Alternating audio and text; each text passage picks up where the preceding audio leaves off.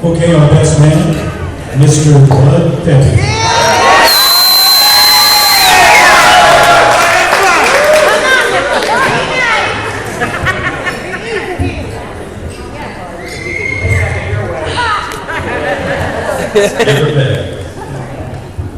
Someone. Just want to say good evening, everybody. For those of you that don't know me, I'd like to give you this opportunity to go grab a drink, grab a cocktail, grab a beer, hello, everyone. I'm capable of telling a short story or giving a quick speech, so if you want to get up and grab a drink right now, we'll be finished. With that being said, I'd like to go ahead and Lisa and Scott Grogan, Michelle and Abel, good morning for making today possible. If it wasn't for your love and support, today would have never happened. I also want to thank everybody for coming here from near and far. I'm sure I know Kelsey and Board. It means the world to them. So first of all, I'd like to raise a glass to all of you for being here.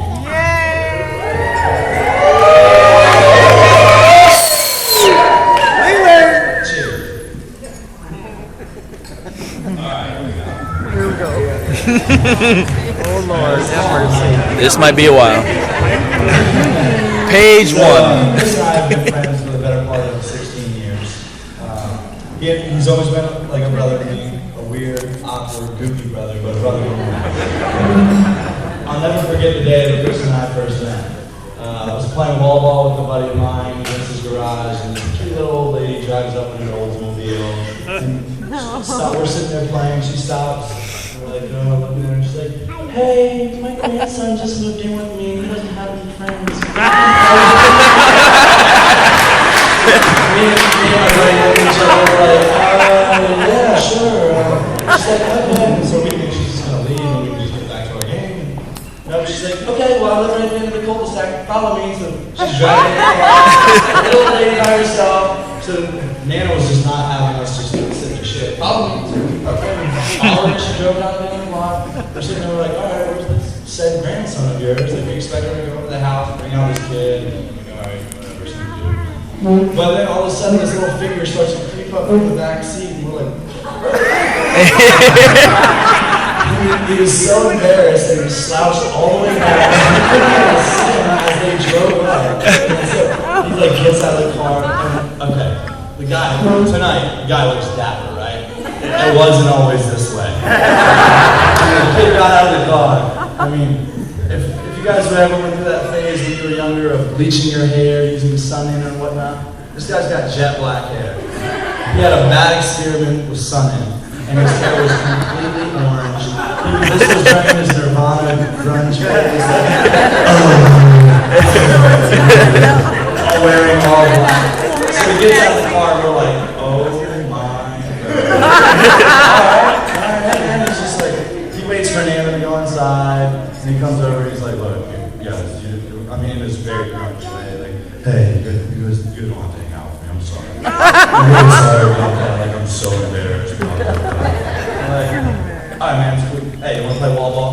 He's like, yeah, sure, I'll play some wall ball. From that day forward, Ford's been like a brother to me. His family's become my family, mine his, and we spent a lot of time together. Throughout the years, we did everything. Is that it? So throughout the years, we did everything together. From our days of marathon video game sessions, basketball, football, street hockey, manhunt, Disney charades. Yes, that's the Disney charades. Disney charades.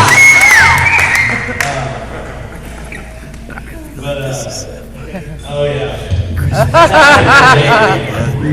We're finally finished the bug. So the bug was this Frankenstein of a VW Beetle that him and Scott worked hours upon hours, days after days, weeks upon weeks of working to put this thing together. I mean, it was literally, not a single piece of that car was from this tank. So like I said before, this it was built from the scraps of about 20 different cars. It required some Bondo here, some Bondo there, and was probably 90 different colors.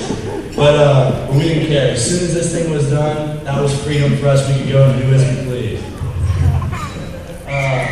So we would cruise around in this thing, just listening to the rap pop music of the day, you know, Nelly, DMX, me, and Kevin, just the three of us rocking these three little white boys, just jamming the loudest rap music possible. We would drive by, and like I said, this car is 90 different colors. People would just look at us like, what? We thought we were the coolest things out, like. And so it's so funny to think back on those days in high school.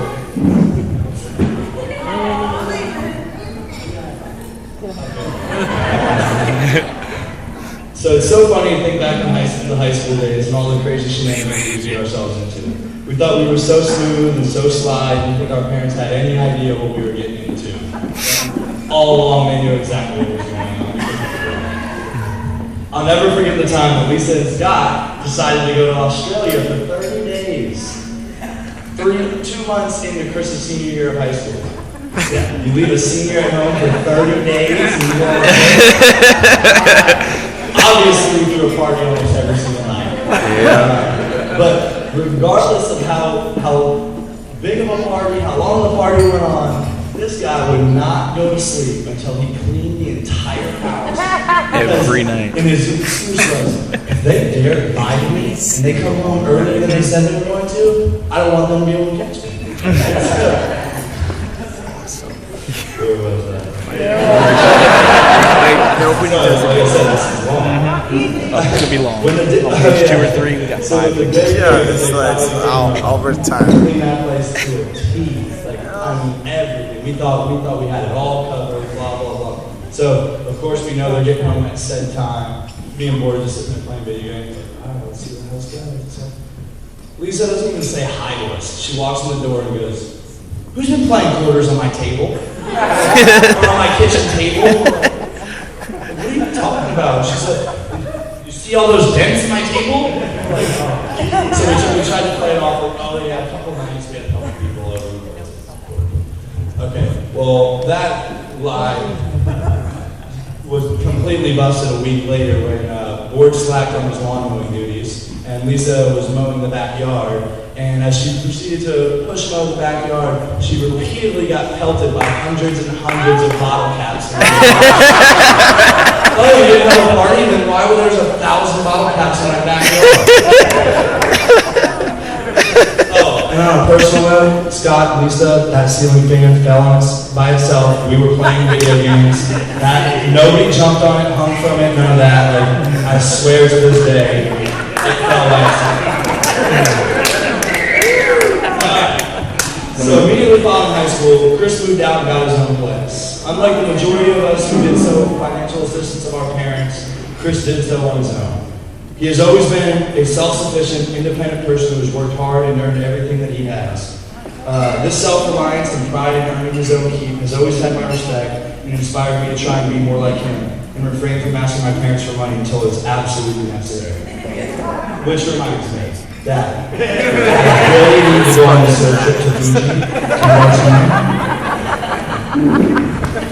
Anyways, so 2.5 years after Chris moved out on his own, he made the best decision of his life, well, until a year ago today, and decided to follow me and his buddy old pals, me and D-Lot, out to sunny San Diego.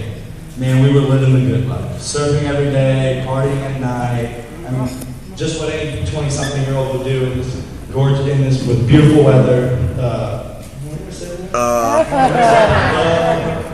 Where did I go with? Oh, beautiful weather, awesome waves, and gorgeous women. We toured this town apart.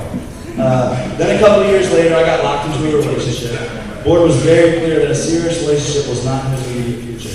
His mindset was kind of analogous to what I say these days, that other people's kids are my best form of birth control.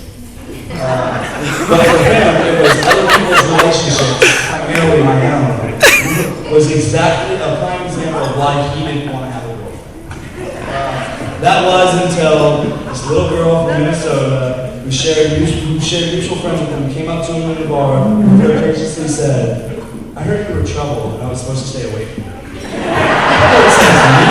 No. And from there, the relationship,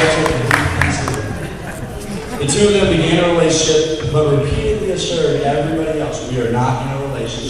happy relationship. It's a silly game we boys and girls play with each other when evaluating our potential partners and trying to safeguard ourselves from getting attached to someone who may reject us later on. These two tried to play this game, but they weren't fooling anybody. Gordon was so smitten it was disgusting. Honestly, I knew Chris was going to ask Kelsey to marry him the day that he moved in with him. For years, me and Gord always having these random conversations about later on in life what's going to happen, blah, blah, blah. Gord was always very adamant. I will never move in with a girlfriend until I'm already engaged. It's like, that's part of the engagement. If it doesn't, if you can't live with them for that point, you figure it out before you get married, and that's what it is. That's what the engagement was. So I knew that when Gord was moving in with her, I was like, okay, he's now in the saving for a ring phase. But as luck would have it, Kelsey not so subtly gave him this hint about a Leo Hamill contest, and the guy ends up penning a 300-word essay to win this sweet $10,000.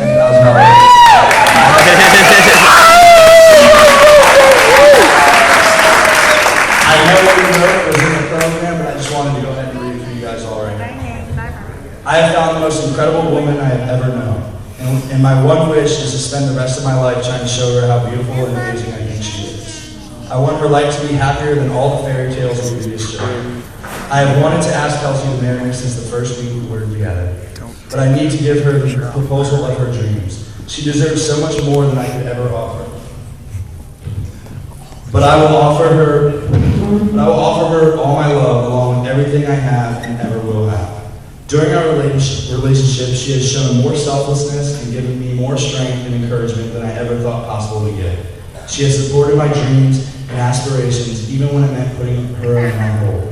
I am pursuing a career in architecture and have worked for free as an intern while bartending at night. Kelsey has also been interning while holding 2 other part-time jobs. We don't get much time together, but kissing her and telling her I love her is what I look forward to every day. She has given up opportunities that would make her life so much easier in order to help me and be with me while I struggle to try and make something of myself. I have a picture of an engagement ring taped to my laptop, so every day I remind myself of my goal. She is my dream come true. I want so much to give her something that no one else can offer, more than just myself. I want to give her a night that she could never even dream of, and then on that night, I want to ask her to marry me.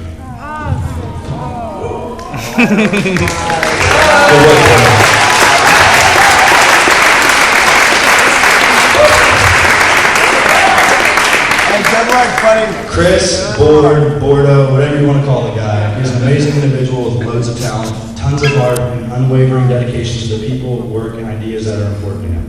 He has always been a loyal, trustworthy, and dependable friend to me, a great example of a man for his brothers, and the epitome of a gentleman to all. There is a person whose opinion means the world to me, and I know means a tremendous amount to Chris as well, and that's not of my dad, Peppe. Bordeaux, I want you to know that throughout the years, my dad has always held you in the highest regard.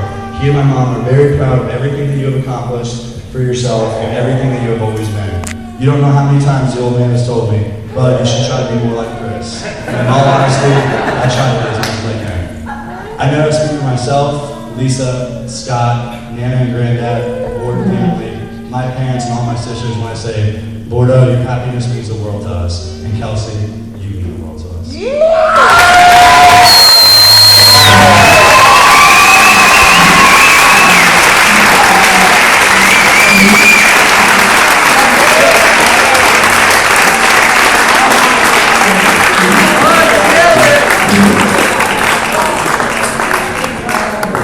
Well done. Okay, with that being said, I would imagine by now everybody's ready.